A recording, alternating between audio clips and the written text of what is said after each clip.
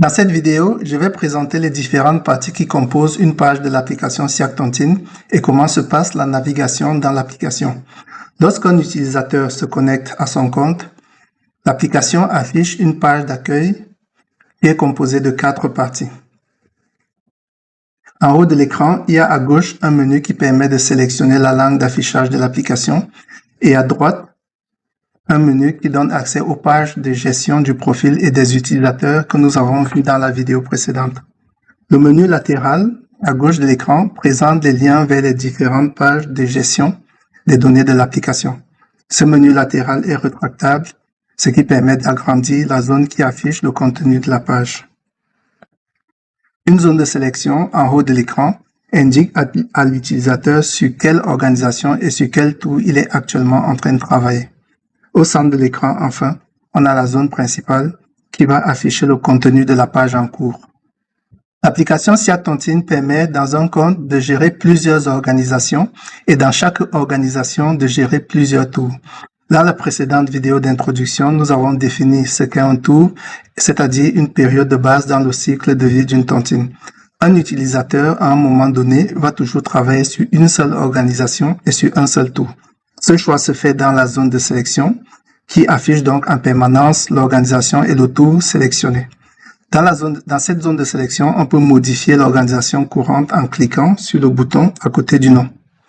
Une fenêtre va alors s'afficher dans laquelle se trouve une liste déroulante qui contient toutes les organisations déjà enregistrées dans le compte de l'utilisateur. Il suffit alors d'en choisir une et de valider avec le bouton Choisir.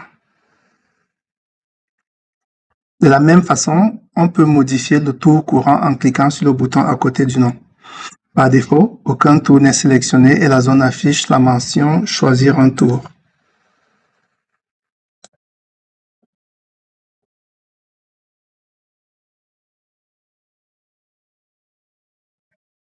On peut également choisir une organisation à l'aide du menu contextuel dans la liste des organisations.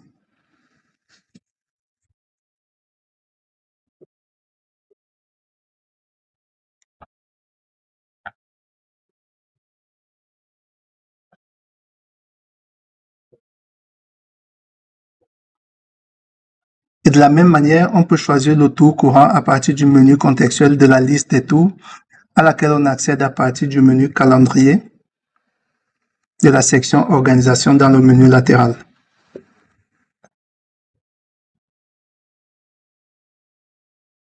Le contenu du menu latéral va être différent selon qu'on affiche les données d'une organisation ou d'un tour. Lorsque l'utilisateur se connecte à son compte ou bien lorsqu'il choisit une nouvelle organisation, ce menu va contenir un lien vers la page Organisation dans la section Administration. Cette page affiche la liste des organisations et son contenu ne varie pas.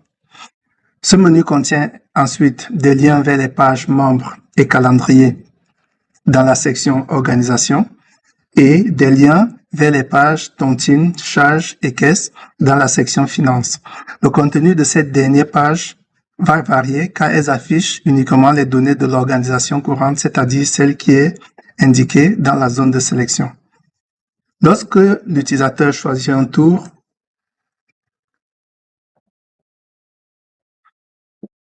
le contenu du menu latéral change et affiche désormais 3 sections différentes.